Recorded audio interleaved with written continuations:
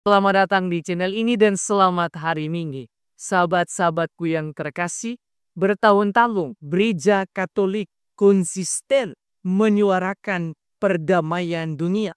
Suara perdamaian itu disuarakan langsung oleh para paus dari masa ke masa. Yang paling terkini ialah dua paus terakhir, yaitu Paus Fransiskus dan Paus Leo XIV. Mereka konsisten menyuarakan perdamaian dunia. Sebelum wafatnya, Paus Fransiskus dengan tenaga yang tersisa menyuarakan perdamaian dunia dari balkon Vatikan.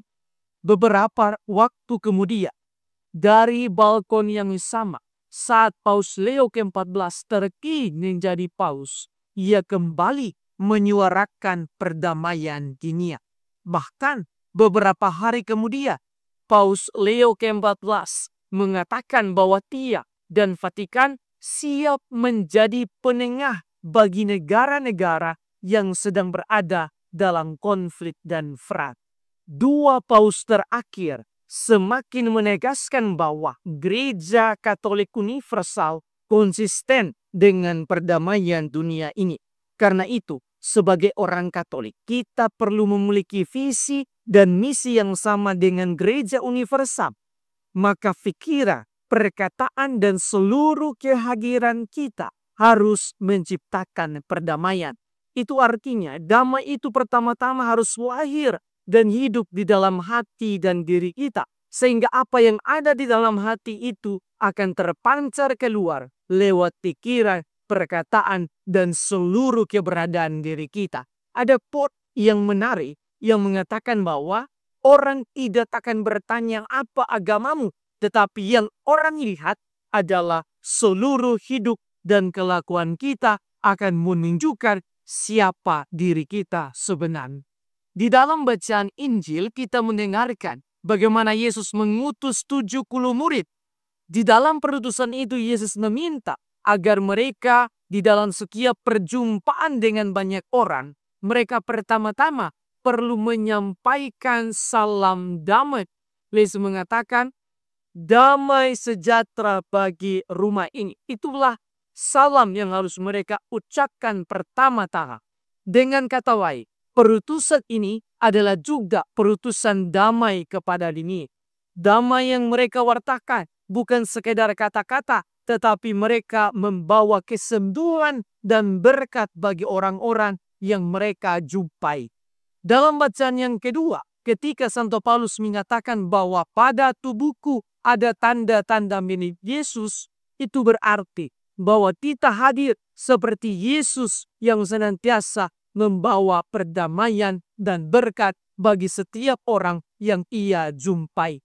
Sedangkan di dalam bacaan pertama, Nabi Yesaya meyakinkan kita bahwa Tuhan senantiasa mengalirkan keselamatan bagi kita seperti sungai.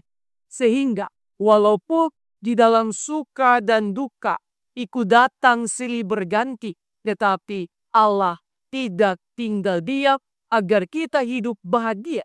Karena itu, ketika kita menjadi pembawa damai, maka kita sedang mengambil peran Allah untuk menghibur dan menjadi berkat bagi banyak orang.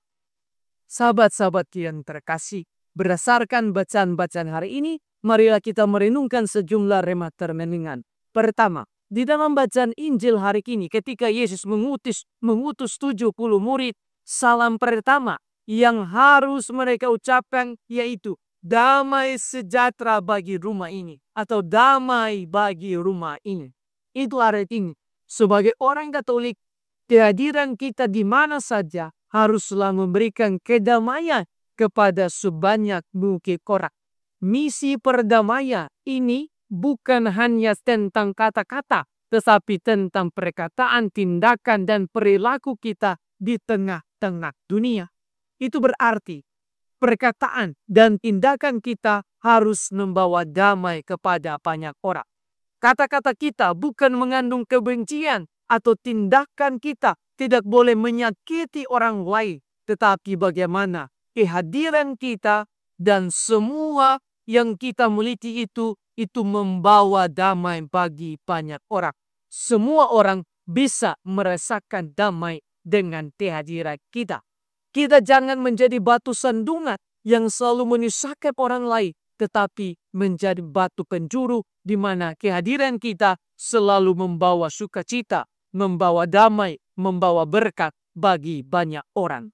Kedua, di dalam bacaan yang kedua, Santo Paulus menekankan tentang ciptaan baru.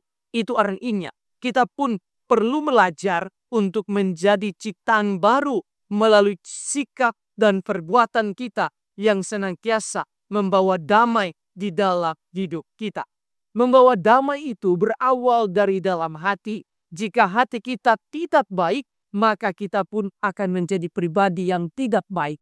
Tetapi jika hati kita penuh damai, maka damai itu akan terpancar keluar dari dalam diri kita. Marilah kita senantiasa mengisi hati kita dengan kasih dan damai Tuhan sendiri, sehingga kita bisa menjadi pewarta damai dan kasih kepada banyak orang. Ingatlah bahwa di dalam kekristenan, damai itu bukan tentang tidak ada perang atau tidak ada konflik, tetapi lebih ditekankan bagaimana kita berpindah sebagai pembawa damai kepada banyak orang, bukan pembawa kebencian. Sebab hal itu merugikan diri kita sendiri dan juga merugikan banyak orang. Damai itu harus dimulai dari dalam hati.